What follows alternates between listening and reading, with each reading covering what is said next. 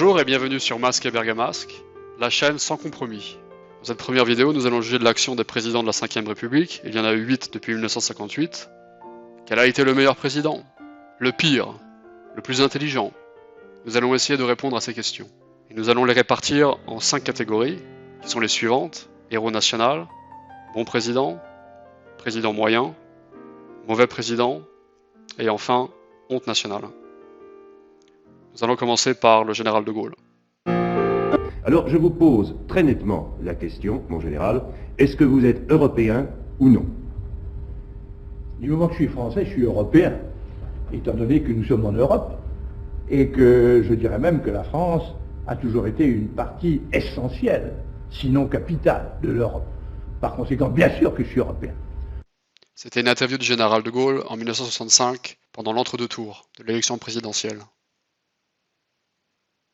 Le général de Gaulle est l'homme dévoué corps et âme à la France. C'est un homme très charismatique. Aucun de ses successeurs n'a eu le charisme de Gaulle, à mon avis. Il est à la fois chef militaire éclairé, chef d'État, père de famille affectueux, écrivain. Il est un homme que je pourrais qualifier d'accompli. Sa personnalité présentant le caractère dur, nécessaire à une carrière dans l'armée, mais elle présente aussi un caractère très humain, sensible à la condition humaine. La ligne directrice de son action au sommet de l'État est, me semble-t-il, d'avoir une France indépendante, notamment vis-à-vis des États-Unis. Il a par exemple retiré la France du commandement militaire intégré de l'OTAN, ce qui signifie qu'il ne pouvait plus y avoir de base militaire américaine en France. Il a défendu très ardemment l'arme nucléaire française, seul moyen de garantir une souveraineté réelle en matière de sécurité. Il était très opposé à l'idée d'une Europe supranationale. Son action n'a néanmoins pas toujours été irréprochable, notamment sa gestion du conflit algérien. En parcourant la biographie du général de Gaulle, on se rend compte à quel point il a été entraîné par les tragédies de cette première moitié du XXe siècle. Il a connu notamment l'expérience atroce de voir tous ses soldats massacrés pendant la Première Guerre mondiale. Seul rescapé, il fut prisonnier de guerre en Allemagne, envoyé d'un camp à l'autre. Le général de Gaulle constitue le lien nécessaire entre les générations, celui qui rappelle aux générations de l'après-guerre que le monde de paix et de prospérité dans lequel ces dernières générations évoluent n'est pas tombé du ciel. Son message, ses combats, me semblent tout aussi pertinents aujourd'hui qu'il y a 50 ans.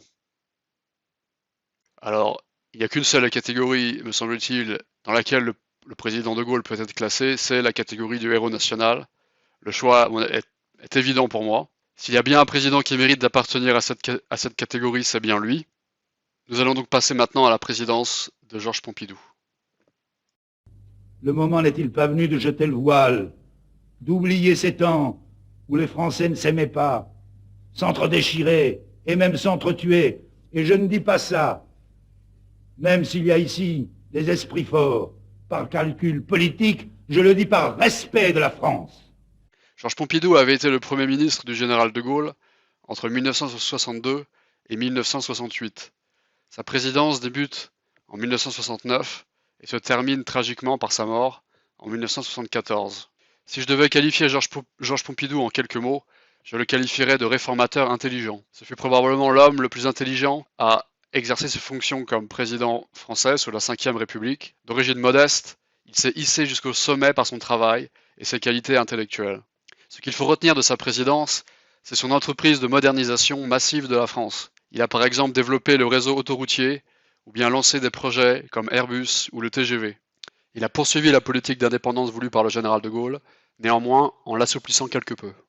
Georges Pompidou n'a certes pas la même aura que le général de Gaulle, il a néanmoins été un excellent président. C'est pour ça que je vais le classer dans la catégorie des bons présidents. On va maintenant passer à la présidence de Valéry Giscard d'Estaing. Mais le déclin, comment ça arrive à une nation, d'après vous? Vous n'avez qu'à regarder autour de nous, le déclin c'est à nos portes. Hein. Le déclin, ça consiste d'abord à vivre au jour le jour, à ne plus vivre qu'au jour le jour. Et ce que j'ai trouvé frappant, par exemple, dans mon débat l'autre jour avec M. Mitterrand, c'est qu'au fond, il propose à la France de vivre au jour le jour, ou disons, au mois le mois. On ne sait pas ce qu'on fera en juin, on ne sait pas ce que donneront les élections, on ne sait pas ensuite ce qu'on fera en juillet, on ne sait pas ce qu'on fera à la rentrée, vivre au jour le jour. C'était une interview de Valéry Giscard d'Estaing pendant l'entre-deux tours de l'élection présidentielle de 1981. Il est le 3e président de la 5ème République. Il est investi en 1974 à seulement 48 ans. Il restera au pouvoir un mandat, ayant perdu sa réélection face à François Mitterrand. Son action dans le domaine économique et visant à poursuivre la modernisation de la France a été bénéfique. Le principal reproche que je peux lui faire, c'est sa volonté d'étendre cette modernisation à la société française elle-même, comme si renouveler les mœurs françaises était la même chose que de construire des lignes TGV. L'abaissement de la majorité civile à 18 ans, la dépénalisation de l'IVG ont été mises en place lors de son mandat. Il a compris, alors qu'il exerçait ses fonctions, le danger que représente l'immigration massive pour la France. Il tenta alors de limiter le regroupement familial ou d'expulser les immigrés d'origine nord-africaine, mais il a dû y renoncer sous la pression de la République des juges. Le 21 septembre 1991, il déclare dans un article du Figaro intitulé « Immigration ou invasion » le type de problème actuel auquel nous aurons à faire face se déplace de celui de l'immigration vers celui de l'invasion. Valéry Giscard d'Estaing aura donc compris trop tard les dangers auxquels la France est confrontée. Je pense néanmoins qu'il peut être mis dans la catégorie des présidents moyens. Il n'a certainement pas été un bon président. On pourrait éventuellement mettre dans la catégorie des mauvais présidents, mais le fait qu'il soit intelligent et qu'il avait des intentions qui étaient bonnes, le sauve, et de justesse, je le mets dans cette catégorie. On va maintenant parler de la présidence de François Mitterrand. Si on se dit qu'on peut retourner les foules aussi facilement, pour l'homme politique, c'est dangereux. Si on croit dans ce qu'on fait, on aime bien retourner les foules. Oui, oui, mais ça implique un certain mépris, parce que dans Jules Non, César, ça la implique foule- une certaine rhétorique. Oui. Et la rhétorique prise dans le vrai sens du terme n'est pas ennemie de la sincérité. Mitterrand, alors dans l'opposition, interviewé dans une émission littéraire. Après avoir été dans l'opposition pendant 20 ans, François Mitterrand accède finalement à la présidence en 1981. Il exercera 2 mandats jusqu'en 1995, ayant été le président de la Ve République le plus longtemps en exercice. Mitterrand est évidemment intelligent et charismatique, comme le petit extrait d'interview précédent le montre. Il excelle dans la manipulation, la dissimulation. On le surnomme le Sphinx. Il réussit par exemple à cacher son cancer pendant tout son mandat, cancer diagnostiqué lors de sa prise de fonction en 1981. Mitterrand est aussi particulièrement hypocrite. Par exemple, amateur de golf, il décide de renoncer à ce loisir à contre-cœur, jugeant la pratique incompatible avec son image affichée de candidat des travailleurs. Si on associe aujourd'hui Mitterrand avec le socialisme, le jeune Mitterrand d'avant 1944 était tout sauf gauchiste. Il a été notamment membre d'une mouvance de droite nationale et il a ensuite entretenu des relations avec le gouvernement de Vichy. Sur le plan économique, ses mandats auront été une catastrophe pour la France. Explosion de la dette nationale, explosion du chômage. Néanmoins, c'est sur le plan de la politique internationale qu'il se rattrape, notamment en faisant se perpétuer la doctrine gaullienne d'indépendance de la France. Si vous déplorez la France d'aujourd'hui, c'est beaucoup à cause de François Mitterrand. Il a donc été un très mauvais président. Néanmoins, je ne pense pas qu'on peut le considérer comme une honte nationale, dans la mesure où il était intelligent et finalement, il a repris l'idée d'indépendance de la France voulue par le général de Gaulle. Donc c'est pour cela que je le classerai dans la catégorie de mauvais président. On va passer maintenant à la présidence de Jacques Chirac. Vous savez, en réalité, il faut bien savoir que dans une société, 99% des individus sont conservateurs. En réalité. Et la preuve, c'est que quand on veut faire des réformes, on se heurte généralement à des difficultés considérables qui sont dues aux liens qui existent entre chacun et ses habitudes. Donc, par conséquent, le terme de conservatisme, s'il peut avoir une valeur ou un intérêt sur le plan de la démagogie politique, n'en a pas dans la réalité. Chirac, alors Premier ministre de Giscard d'Estaing, interviewé par la télévision suisse. Chirac accède à la présidence en 1995 et exercera 2 mandats jusqu'en 2007, de respectivement 7 et 5 ans, puisqu'il a instauré le quinquennat. Parmi les actions principales de ces mandats, on retiendra la suppression du service militaire, qui représentait, me semble-t-il, une des dernières institutions capables de rassembler des Français de plus en plus communautarisés. En matière de politique économique, il n'y a pas eu de réelle rupture avec le gouvernement socialiste précédent. C'est pourtant ce qu'aurait justifié la situation de la France. Le chômage et la fiscalité n'ont pas baissé. En matière de politique étrangère, on ne peut que louer la décision de ne pas engager la France dans la guerre en Irak. Pour autant, Jacques Chirac n'est pas adepte du gaullisme, il devient plutôt européiste, pensant qu'à terme la France sera mieux dirigée par des technocrates bruxellois. Le reproche majeur qu'on peut lui faire, c'est d'avoir été un gestionnaire sans réelle conviction, comme une coquille vide. Il a d'ailleurs changé d'orientation politique lors de son parcours, commençant à gauche pour ensuite aller vers le gaullisme, probablement par calcul politique. On le surnomme d'ailleurs la girouette, ou bien le caméléon. Vous l'avez compris, je pense que Jacques Chirac n'a pas été un bon président. La situation de la France après les mandats socialistes de Mitterrand aurait justifié une réaction très forte. Malheureusement, elle n'a pas eu lieu. Et la France a surtout beaucoup perdu de temps durant cette période. Donc, je vais mettre Jacques Chirac dans la catégorie des mauvais présidents, avec Mitterrand, justement. On va passer à la présidence de Nicolas Sarkozy. Et surtout, vous avez entraîné la France dans une direction strictement inverse à celle des grandes démocraties, notamment européennes. Très rapidement, l'immigration. Tous les pays modernes et toutes les démocraties ont tendance aujourd'hui à resserrer leur législation pour éviter les flux migratoires. Nous desserrons et nous ouvrons les possibilités. C'est le fameux code de nationalité, on supprime la déclaration de volonté.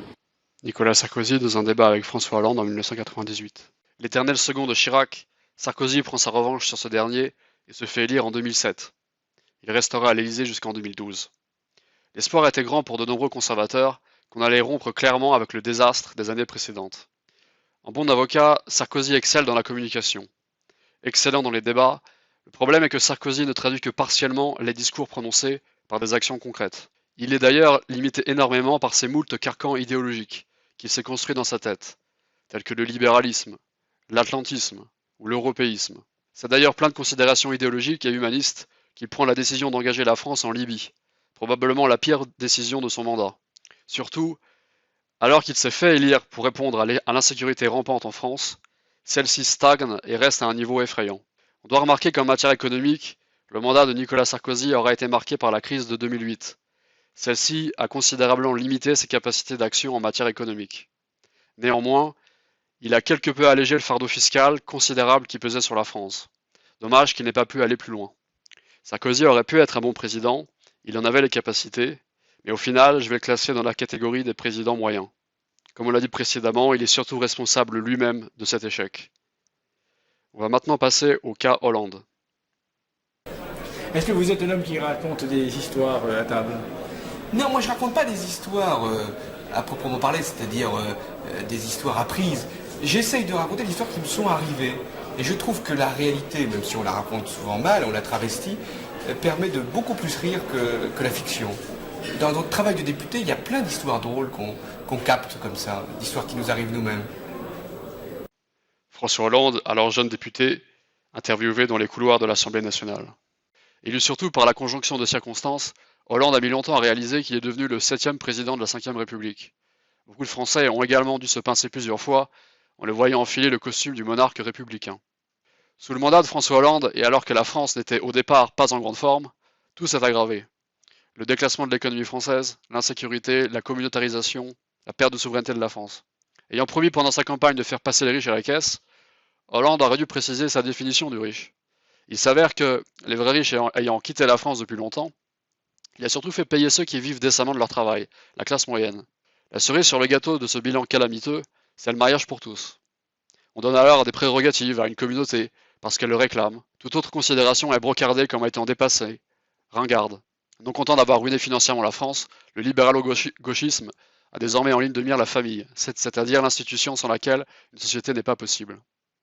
Même Mitterrand avait un meilleur bilan. Et ce bilan, les Français ont fini par le voir tel qu'il est. Hollande a terminé son mandat comme le président le plus impopulaire. On doit reconnaître qu'une de ses décisions a néanmoins été salutaire, celle de ne pas se représenter. Il est par ailleurs le seul dans l'histoire de la 5e République à ne pas s'être représenté. Alors François Hollande, c'est un peu Mitterrand, l'intelligence, le charisme et le gaullisme en moins. Par conséquent, on va le classer en dessous de François Mitterrand, et nous avons donc notre honte nationale. On va passer à Macron. McFly, cette anecdote est-elle vraie ou fausse? Cette anecdote, elle est fausse. Elle est vraie. La remontada! C'est la remontada Allez, du président de la République. On lâche rien.